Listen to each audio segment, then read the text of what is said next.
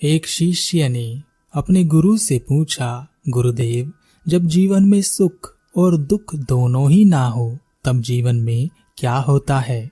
गुरु ने उसे कोई जवाब नहीं दिया और मौन रहे। अगले दिन फिर से शिष्य ने गुरु से पूछा, गुरुदेव, सुख और दुख से परे रहने की कोशिश करता हूँ, लेकिन मुझे यह असंभव सा लगता है। मैं कोई भी कर्म करूं, कोई न कोई परिणाम तो आएगा ही। परिणाम अच्छा भी आ सकता है, परिणाम बुरा भी आ सकता है। अगर अच्छा परिणाम आया तो मुझे सुख महसूस होगा, और अगर बुरा परिणाम आया तो मैं दुख महसूस करूंगा। तो मैं दुख और सुख से परे कैसे हो सकता हूँ? या तो मैं कर्म ही ना करूं। अगर मैंने कर्म करना बंद कर दिया तो हो सकता है शुरू में सुख मिले, लेकिन कर्म ना करना भी तो एक कर्म है और इससे दुख पैदा होता है। आखिर यह सुख और दुख से परे का जीवन कैसा है? कैसे जिया जा सकता है? गुरु ने कुछ नहीं कहा, वह मौन ही रहे। फिर अगले दिन शिष्य ने अपने गुरु से कहा, गुरुदेव, मैंने अपने आप को स्थिर करने का प्रयास किया, मन को ऐसा अभ्यास दिलाने का प्रयास किया जिसमें वह सुख के प्रति आकर्षित ना हो और दुख से भागने की कोशिश ना करे। ऐसा करते हुए मैं रास्ते से जा रहा था और मुझे लगा कि मैं सुख और दुख से परे जीवन को महसूस कर रहा हूँ, लेकिन रास्ते में ठीक मेरे सामने एक पेड़ टूटकर गिर गया। पेड़ विशाल था तो मुझे उसके ऊपर से चढ़कर जाना पड़ा, लेकिन मेरा पैर फिसल गया और मैं नीचे गिर गया, जिससे मुझे चोट आई और मेरी वह स्थिरता कहीं खो गई और मैं दुख के मारे चिल्लाने लगा। तब कुछ लोगों ने मेरी मदद की और मेरी चोट पर मरहम लगाया। अब मैं ठीक हूँ। गुरुदेव, क्या वास्तव में कोई सुख और दुख से परे जीवन को निरंतर जी सकता है? इस बार भी गुरु मौन ही रहे और उन्होंने कुछ नहीं कहा। गुरु से कोई जवाब ना मिलता देख शिष्य हताश होकर वहां से चला गया। अगले दिन गुरु ने शिष्य से कहा, हम एक लंबी यात्रा पर जा रहे हैं, अपने साथ कुछ भोजन और पानी लेकर चलो। शिष्य ने पानी और भोजन का इंतजाम किया और एक थैले में भरकर गुरु के साथ चल दिया। शिष्य ने देखा कि गुरु हाथ में एक थैला लिए हुए हैं। उस थैले में कुछ भारी सा भरा हुआ है और गुरु ने उसे बहुत संभाल कर पकड़ रखा है। एक लंबी यात्रा करने के बाद गुरु और शिष्य थक गए। दोनों ने एक जगह पर रुककर आराम करने का फैसला किया। गुरु ने अपने थैले को अपनी बगल में दबाए रखा और बड़ी सावधानी से पकड़कर रखा। शिष्य ने अपने गुरु से पूछा, गुरुदेव, आपके इस थैले में क्या है? आपने इसे बड़ी सावधानी से संभाल कर रखा है। गुरु ने कहा, मेरे इस थैले में 4 सोने की ईंटें हैं। शिष्य ने कहा, गुरुदेव, क्या आप सत्य कह रहे हैं? क्या आप मुझे दिखा सकते हैं? मैंने कभी सोने की ईंटें नहीं देखी। गुरु ने कहा, नहीं, यह हमारी नहीं है। यह जिसकी अमानत है उसे हम इसे लौटाने जा रहे हैं। रात हो गई थी। गुरु और शिष्य ने वहीं रात बिताने का फैसला किया। शिष्य के मन में उन सोने की ईंटों को देखने का विचार प्रबल हो रहा था, लेकिन गुरु ने उस थैले को अपने हाथ में बांधकर जोर से पकड़ रखा था। शिष्य ने रात में कई बार उस थैले को गुरु से अलग करने की कोशिश की, लेकिन वह सफल नहीं हो पाया। शिष्य के मन में अलग अलग ख्याल आने लगे।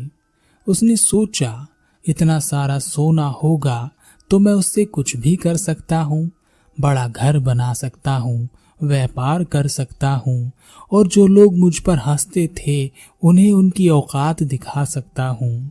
मेरे माता पिता मुझ पर गर्व कर सकते हैं। एक सुंदर युवती से मेरी शादी हो सकती है। मेरे बच्चे होंगे तो उन्हें भी एक अच्छा भविष्य दे सकता हूँ। लेकिन गुरु तो इन्हें वापस देना चाहते हैं। भला मैं अपने गुरु की सेवा करता हूँ तो क्या गुरुदेव मुझे यह भेंट में नहीं दे सकते? पूरी रात वह सो नहीं पाया। करवटें बदलता रहा और सोचता रहा कि कैसे मैं गुरु को प्रभावित करूं कि यह सोने की ईंटें मुझे दे दें। अगले दिन गुरु और शिष्य फिर से यात्रा पर निकले। शिष्य ने गुरु से कहा, गुरुदेव, इन्हें वापस देने से तो अच्छा है कि हम इन्हें उपयोग में ले लें। हम एक बड़ा आश्रम बना सकते हैं जहां हजारों शिष्य आपके नीचे शिक्षा ग्रहण कर सकते हैं। हमें भिक्षा मांगने की भी जरूरत नहीं पड़ेगी। गुरु ने कहा, नहीं, हमारे पास जो है वह बहुत है और कुछ चाहिए होगा तो मेहनत करके उसे बना लेंगे। इन ईंटों की आवश्यकता मुझे नहीं है। शिष्य ने कहा, आपको आवश्यकता नहीं है तो क्या हुआ, मुझे तो इन ईंटों की आवश्यकता है। कृपया यह सोने की ईंटें मुझे दे दें। आप अपने काम में नहीं लेना चाहते तो कोई बात नहीं, मैं इन्हें अपने काम में ले लूंगा। गुरु ने कहा, पुत्र, यह तुम्हारी नहीं है, इस पर तुम्हारा कोई हक नहीं है। उस शिष्य के मन में धीरे धीरे गुरु के प्रति क्रोध उत्पन्न हो रहा था। शिष्य ने सोचा कि गुरु को भोजन में जहर दे देता हूँ, इसके बाद वह सोने की ईंटें लेकर मैं यहाँ से भाग जाऊंगा और किसी को कुछ पता भी नहीं चलेगा। दोपहर में शिष्य और गुरु भोजन करने के लिए बैठे। शिष्य ने गुरु के भोजन में जहर मिला दिया। गुरु ने शिष्य से कहा, भोजन करने से पहले यह जड़ी बूटी खा लो, क्योंकि यह भोजन तुमने इस जंगल से लिया है, जहरीला भी हो सकता है। गुरु ने वह जड़ी बूटी खाकर भोजन किया और गुरु के ऊपर जहर का कोई असर नहीं हुआ। शिष्य हैरान रह गया। अब शिष्य की आंखों के सामने सोना ही सोना तैर रहा था। वह उस थैले को किसी भी कीमत पर ले लेना चाहता था। तब उसने रास्ते में चलते चलते अपने गुरु को जोर से धक्का दिया। गुरु के हाथ से वह थैला छूट गया और शिष्य उस थैले को उठाकर वहां से भागने लगा। वह लगातार भागता रहा। बहुत देर भागने के बाद जब वह थक गया तो वह रुका और जोर से हंसा। पागलों की तरह जोर से चिल्लाया, अब मेरे सपने पूरे होंगे, कोई मुझे नहीं रोक सकेगा। उसने वह थैला खोल कर देखा, तब उसकी सारी हंसी, सारी खुशी निराशा में बदल गई। उस पर जैसे बड़ा दुख टूट पड़ा हो। उसकी आंखों से आंसू आ गए। उस थैले में मिट्टी की 4 ईंटें भरी हुई थी। वह उन मिट्टी की ईंटों को देखता और रोता। वह उन्हें ऐसे देख रहा था जैसे मानो वह सोने में तब्दील हो जाएंगी, लेकिन ऐसा कुछ नहीं हुआ। पीछे से एक आवाज आई, क्या तुम्हें वह सोने की ईंटें मिली? क्या तुम्हें दुख मिला या तुमने कोई सुख पाया? तुम्हें क्या मिला पुत्र? उस शिष्य ने पीछे देखा। पीछे उसके गुरु खड़े थे और वह भागकर गुरु के चरणों में गिर गया और क्षमा मांगते हुए कहा, गुरुदेव, सोने की ईंटें इसमें नहीं है, पता नहीं कहाँ चली गई, मैंने नहीं ली। गुरु ने शिष्य को उठाया और कहा, इस थैले में कभी सोने की ईंटें थी ही नहीं। मैं केवल तुम्हें इतना ही समझाना चाहता था कि सुख दुख से परे का जीवन हमें मिला हुआ ही है, लेकिन हमें एक थैला दिखाई देता रहता है। उस थैले में कुछ ना होते हुए भी हमें हमारे सपने दिखाई देते हैं। हमारी इच्छाएं, हमारा लोभ, लालच उस थैले में हमें दिखाई देता है। हम उस थैले को पा लेना चाहते हैं, उस खुशी को अपना लेना चाहते हैं, जबकि उस थैले में कुछ है ही नहीं। यह बात हमें कभी समझ नहीं आती, इसलिए हम महसूस करते हैं कभी सुख तो कभी दुख। और जब जीवन में दुख ज्यादा महसूस होने लगता है तब हम सुख और दुख से परे हो जाने की बात करते हैं। ज्यादा सुख में कोई नहीं कहता कि मुझे सुख दुख से परे होना है। जैसे जब तुम्हें पता चला कि इसमें सोने की ईंटें हैं, तब तुम इस थैले से बंध गए और सुख का अनुभव करने लगे और सपनों में खो गए।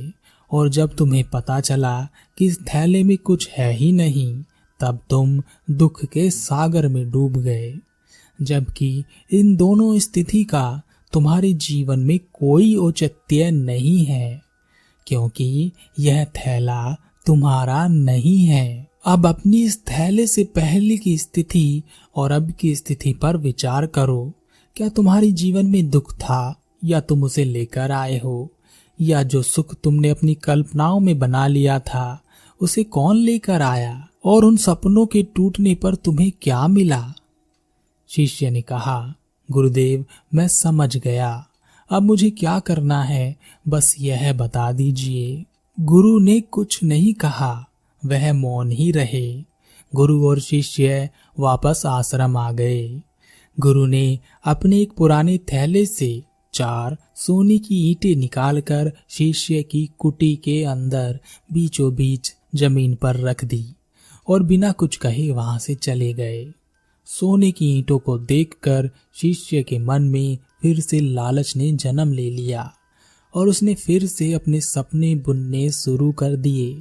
उसने सोचा, शायद गुरु ने मुझे यह सोना भेंट किया है, इसीलिए यह ईंटें यहाँ पर रख दी हैं। लेकिन फिर उसने सोचा कि यह मेरी नहीं है और जो मेरा नहीं है उसे मैं कैसे ले सकता हूँ।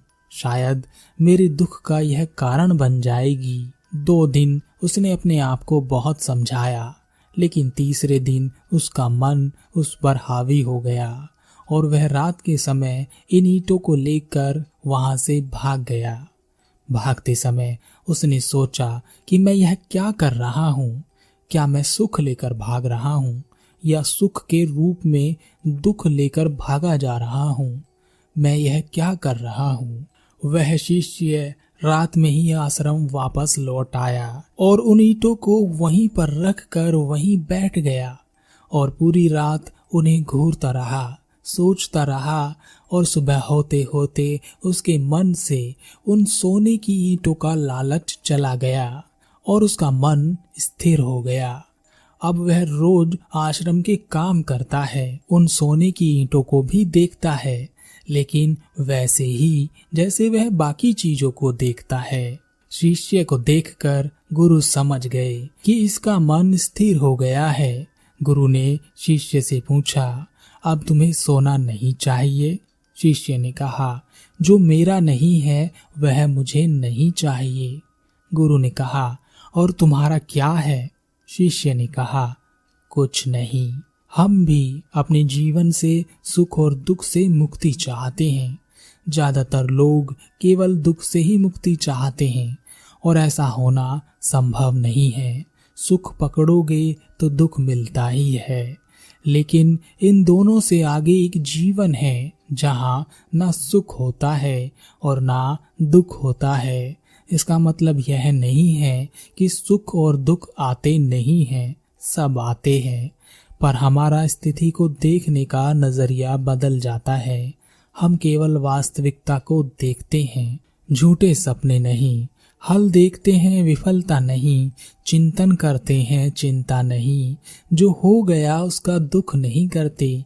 जो चल रहा है उसी को जीते हैं, उसी को संवारते हैं।